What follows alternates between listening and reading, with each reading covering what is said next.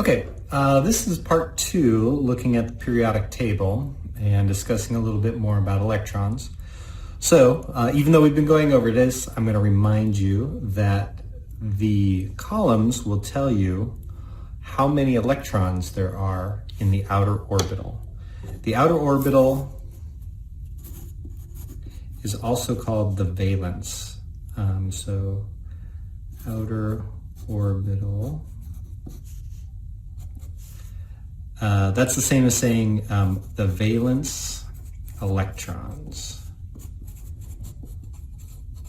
The valence electrons are simply the ones that you find in whatever the outer orbital is.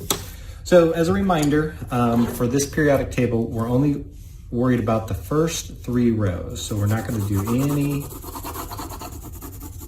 anything else besides the first 3 rows, okay? We're just focused on these here.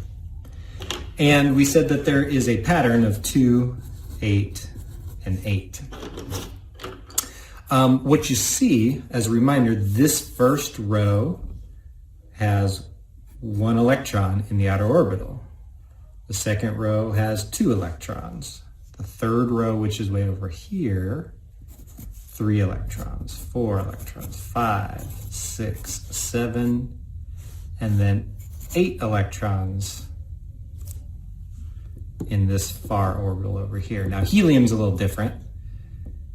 Helium, remember, is part of the first orbital, so it can only have a total of 2 electrons. So maybe what I'll do is I'll put the 8 down here near neon, because we know that helium has 2 electrons in its outer orbital.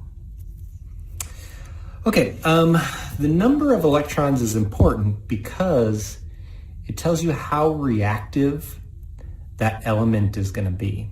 So in our Mythbusters videos or in our intro video to this unit, we've seen that the first row, so the elements that are in this first row, are very reactive.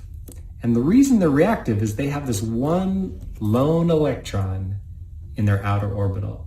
That is not stable. They do not want that 1 electron in the outer orbital. They want it full. They want the orbital full with 8 electrons, or in the case of helium with 2.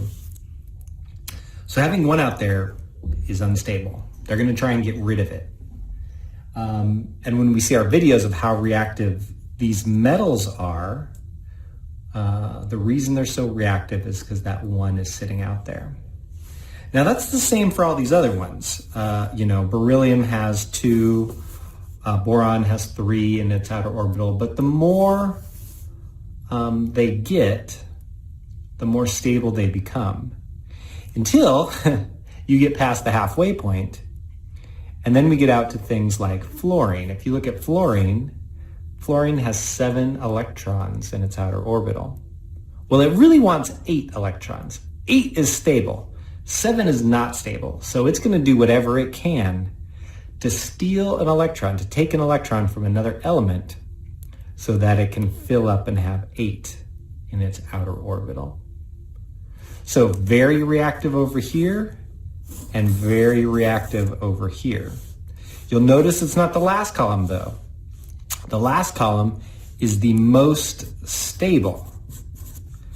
This last column here, all the outer orbital on all of these are filled with electrons. Totally stable.